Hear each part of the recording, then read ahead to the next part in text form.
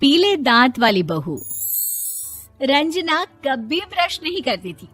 उसे कितनी बार उसके माँ बाप ने डांटा, लेकिन उसका कोई असर उस पर होता ही नहीं था, जिस कारण से उसके दांत पीले पीले हो जाते हैं। शादी के बाद अरे बहू, वैसे तो तुझ में कोई कमी नहीं है, पर तेरे दांत इतने पीले कैसे हैं बेटा? कैसे मतलब? कोई सर्जरी थोड़ी ना कराई है। वो तो क्या नाम, मैं ब्रश नहीं करती थी तो पीले हो गए। अब क्या करूं?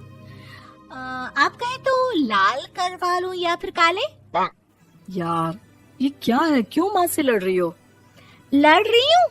अरे मैं लड़ रही हूँ या ये बोल रही है कि दांत पीले हैं, पीले। अरे तपस्या थोड़ी ना की है इन्हें पीले करने के लिए।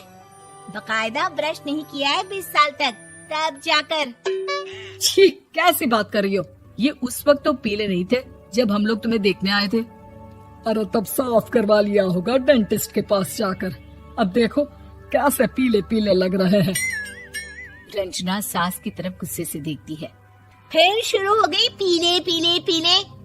अरे पीले तो तब भी थे जब मेरे हाथ का रसगुल्ला उड़ा उड़ा कर खा रही थी और बोल रही थी, लड़की नहीं गुणों का खजाना दे रहे भाई साहब आप।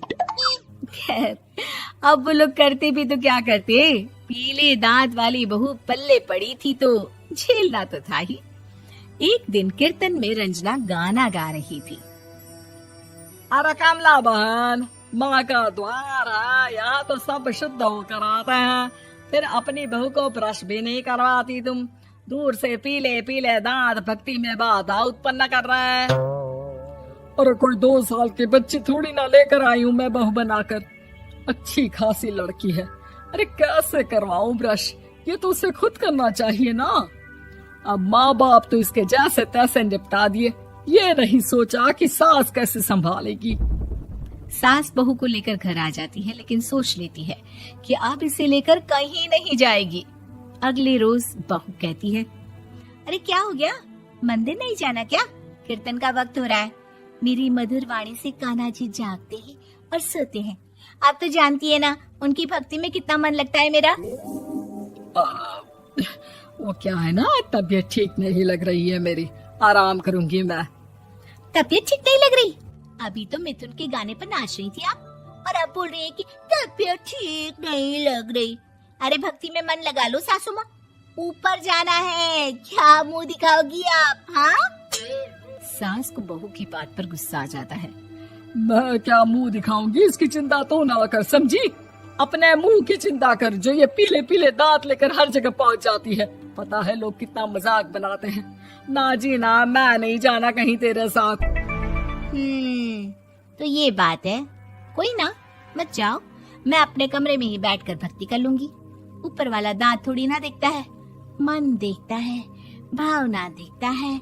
और अरे बस बस, तू सब कुछ दिखा, बस ये सफेद चमकदार दांत ना दिखाना किसी को, है? जा यहाँ से। बहू को सास की बात का कोई फर्क नहीं पड़ता, वो तो जैसी थी वैसी ही रह जाती है। सुबह नहाकर किचन में खाना बनाना, फिर खाना खाना, कीर्तन भजन करना और सो जाना। एक दिन, माँ जी मैं सहेली के घर जा रही हूँ, शाम को लेट आऊंगी।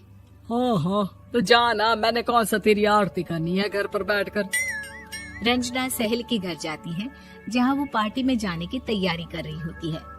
अरे शिखा, कहाँ जाने की तैयारी कर रही है? मैं गलत वक्त पर आ गई क्या?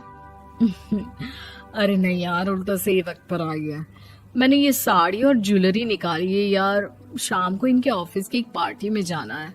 बताना कैसा लग रहा है ये सब? नहीं यार, इस ड्रेस के साथ तो वो वाली ज्वेलरी अच्छी लगेगी। हाँ हाँ सही बोल रही है, मैंने ध्यान ही नहीं दिया। वैसे तो हमेशा से मस्त फैशन सेंस रखती है। तो बड़ा जाती होगी ना पति के साथ पार्टी में। रंजना कुछ नहीं बोलती, बस सोचती है कि यार काश ये बात सही हो जाती, पर मैं क्यों नहीं जाती पार्टी में? क्या इन लोगों की कोई पार्टी होती नहीं होगी? रंजना घर आती है और रात में पति से सवाल करती है, एक बात बताइए, आप मुझे किसी पार्टी में क्यों नहीं ले जाते? क्या आपकी यहाँ ऑफिस में पार्टी नहीं होती? पति बेचारा क्या कहता कि दांत पीले हैं तुम्हारे इसलिए। अरे कोई पार्टी होती नहीं हम लोगों के ऑफिस में, तो कहाँ से लेकर जाऊं? और मार्केट, मॉल, कहीं वीकेंड घूमना, कहीं तो।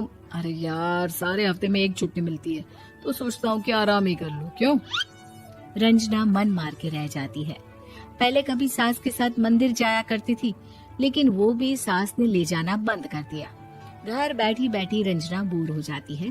तभी उसे आइडिया आता है और वो मायके जाने का सोचती है।